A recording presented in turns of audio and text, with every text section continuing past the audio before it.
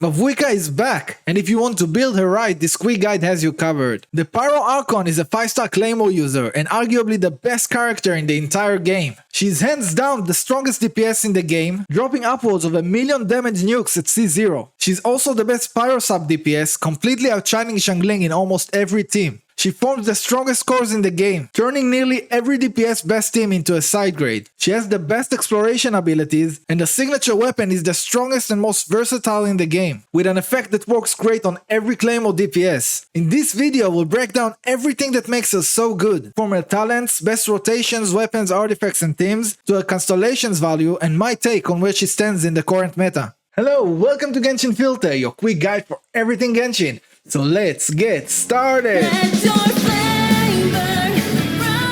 Mavuika normal and charge attacks are standard Claymore hits and completely irrelevant outside her burst. Her elemental skill has both a press and a hold. Pressing it makes her enter the Nightfall Blessing state and creates a fire ring on the active character's back, dealing wide AoE pyro damage. It hits hard and apply enough pyro for most teams, with only teams like International that needs a lot of pyro being where Xiangling is the better choice, making her the new best pyro sub-DPS in the game. Holding the skill brings out her motorcycle, letting her do pyro-infused normal charge and plunge attacks, with her charge attack having a very big AoE. It also boosts her movement speed, lets her drive on water, climb walls and even fly, making it easily the best exploration ability in the game. Her elemental burst does a massive nuke in a large AoE, dealing upwards of 1 million damage in the right teams. After that, she enters a powered up motorcycle state, with even stronger infused attacks than in her skill, and also gets full interruption resistance. Her burst doesn't use energy. Instead, her teammates need to normal attack or consume Nightfall points, which only available for Natlan characters. Doing that will build her fighting spirit. She needs at least 50% to activate her burst, and it goes up to 100%. The more you build, the more damage it will deal.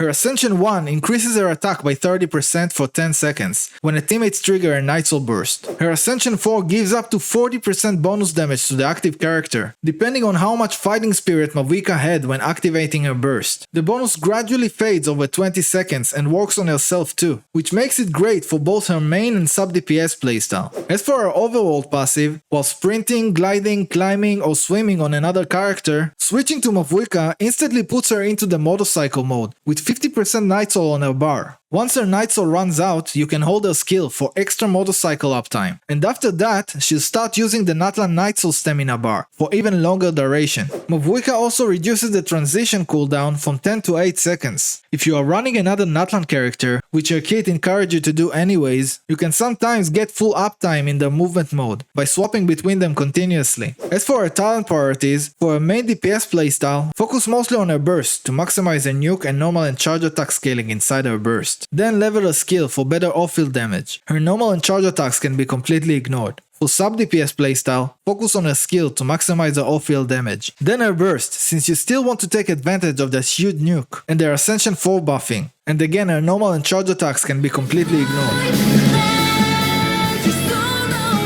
For rotations, Mavuika can be played in both main and sub-DPS playstyles. For the main DPS playstyle, start with her skill, then rotate through the team's abilities, especially the ones from Natlan, to collect as much fighting spirit to boost Mavuika's burst damage. Then Mavuika use her burst for a massive nuke, and use her charge attack to make her spin and deal tons of damage. If you play a melt or vape team, make sure there is enough cryo or hydro application, so the aura on the enemy won't change to pyro, and Mavuika can keep doing reactions with her hits. Since the cryo aura is harder to keep on the enemy, you can play double cryo or play with a character like Citlali who can keep up the aura, but only with a certain rotation. Use Citlali's abilities right before switching to Mavuika, to make sure there is cryo on the enemy. Then use a burst, melting her nuke, and do 4 hits with your charge attacks. Then let go for a big hit or use her dash to create a short pause, so the cryo aura will not be fully consumed. Then repeat the 4 hits and pause until her infusion ends. For sub-DPS, try using as many Natlan characters' abilities before switching to Mavuika, to collect as much fighting spirit, but also to max her Ascension 4 buffing. Then use her skill and burst and move on to her carry.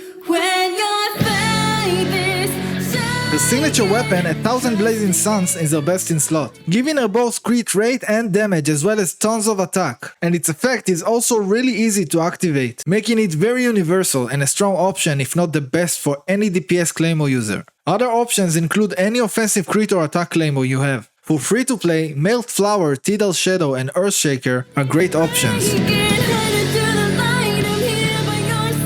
artifacts, the 4-piece Obsidian Codex is the best option for both main and sub-DPS playstyle, since you are most likely to run her with another Natlan character, to fuel her burst who can hold the scroll of the Hero of Cinder City set. But if you don't have another Natlan character to hold the Cinder City set, it is a great option for a sub-DPS playstyle. The Marchese Hunter set can also be a great option if you use Forina on the team. For the main stats on the Sand, go with attack or EM. For the Goblet, go with Pyro damage bonus or attack. And for the Circlet, go with crit rate or damage for a good 1-to-2 ratio. If you use a signature or another crit weapon, as well as Obsidian Codex or Marchese Hunter, which together give a lot of crit rate, it might be better to go with a crit damage Circlet for a good crit ratio. For substats, focus on crit rate and damage, then attack percent and flood attack, and some EM would be great.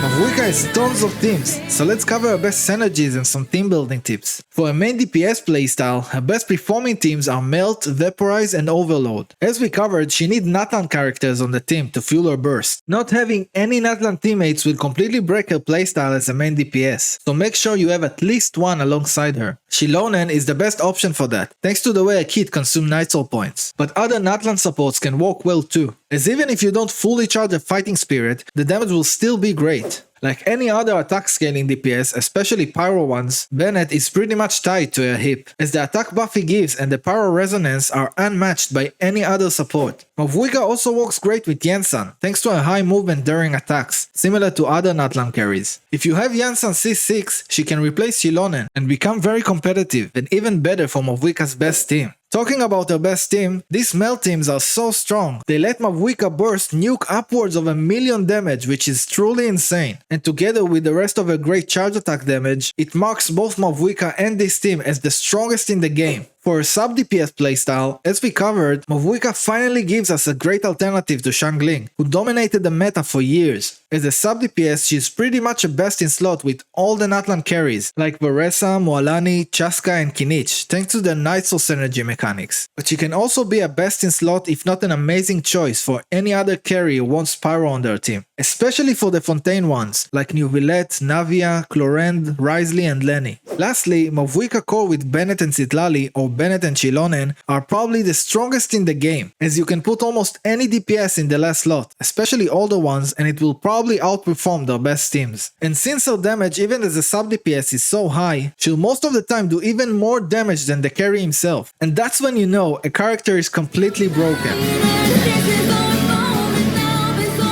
Now let's quickly break down her constellations to see if they're worth investing in. C1 gives her attack and makes her less reliant on Natlan characters to fuel her burst. C2 significantly increases her attack and decreases opponent defense. C3 increases her burst level for a stronger nuke and better scaling on her normal and charge attacks. C4 removes the buff decay from her Ascension 4 and improves it to a 50% damage buff. C5 increases her skill level for stronger sub-DPS damage. And C6 makes her skill boost Pyro damage, lower enemy defense, enhance mobility and restore Night Soul points when outside of combat. She's already the best DPS in the game at C0, but if you still want to invest in her, her C1 and 2 are amazing and can make her even more insane. But if you're not planning to go all the way to C2, her weapon is considered the best offensive claymore in the game, so it honestly comes down to the 4 stars or if you need the other weapon on the banner.